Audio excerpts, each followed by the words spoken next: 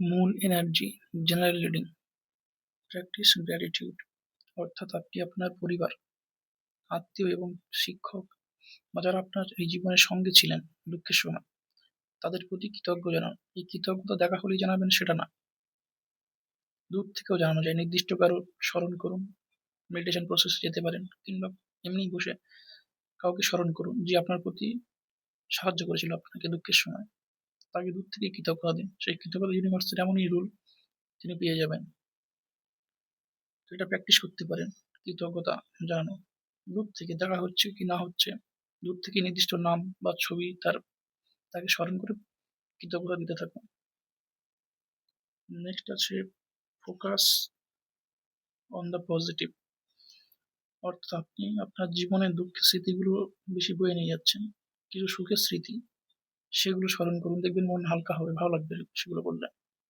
এবং এখানে বলা হচ্ছে ফোকাস অন পজিটিভ, অর্থাৎ সকারাত্মক যে চিন্তা ভাবনা, ভালো চিন্তা ভাবনা, সেদিকে ফোকাস করুন। ভালো কাজ যেগুলো, সেগুলো করার চেষ্টা করুন। এটাই বলা হচ্ছে focus on the positive.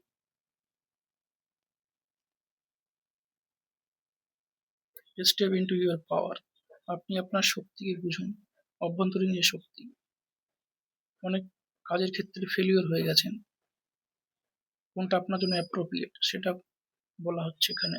Step into your পাওয়ার, আপনার অভ্যন্তরীণ শক্তিকে বোঝার চেষ্টা করুন, সেই হিসাবে কার্য করুন। নেক্সট,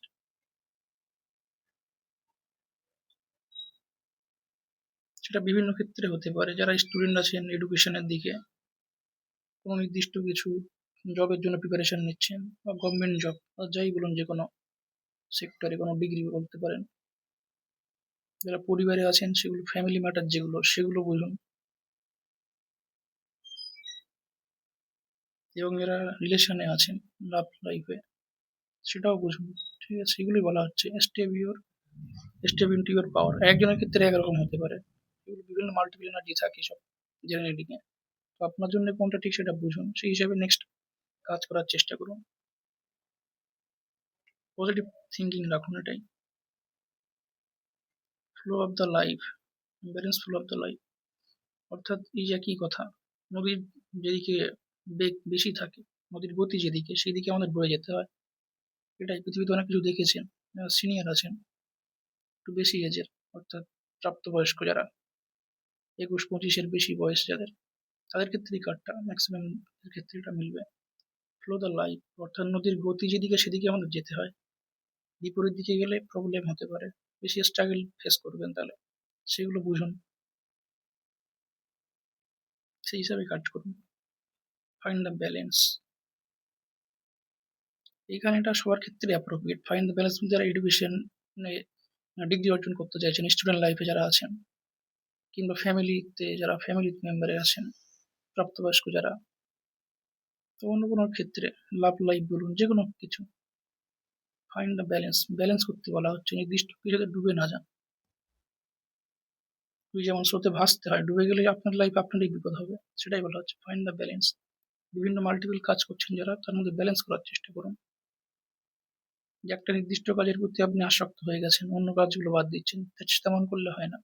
এটাই বলা হচ্ছে ফাইন্ড দ্য ব্যালেন্স, অর্থাৎ ব্যালেন্স আনার চেষ্টা করুন জীবনে, তাহলে দেখবেন লাইফ হ্যাপি থাকছে। Be proud of your self, আপনি আগে নিজেকে সম্মান দিতে শিখুন, এটা সব থেকে গুরুত্বপূর্ণ বিষয়। অন্যেরা কি বলছে না বলছে সেগুলো না ভেবে নিজের সম্মান, নিজের কাছে আগে নিজে তো স্বীকার করুন, নিজের উপর বিশ্বাস রাখুন, নিজেকে ক্ষমা করতে শিখুন। এটা একটা বড় বিষয় হয়ে যায় স্পিরিচুয়াল লাইফে। নিজেকে ক্ষমা করুন নিজেই, এবং নিজের প্রতি গর্ব অনুভব করুন। আপনার যা কিছু ভালো সাইড আছে সেগুলো নিয়ে, ওনারা সবসময় কি বলছে না বলছে সেই বিষয়ে ভেবে আপসেট থাকলে হয় না। সেটাই বলা হচ্ছে be proud of your self, নিজের প্রতি গর্ব অনুভব করুন। তারপর অন্যরা কি ভাবছে না ভাবছে তাদের ব্যাপার, নিজের জায়গায় ঠিক থাকুন, এটাই হচ্ছে আসল কথা।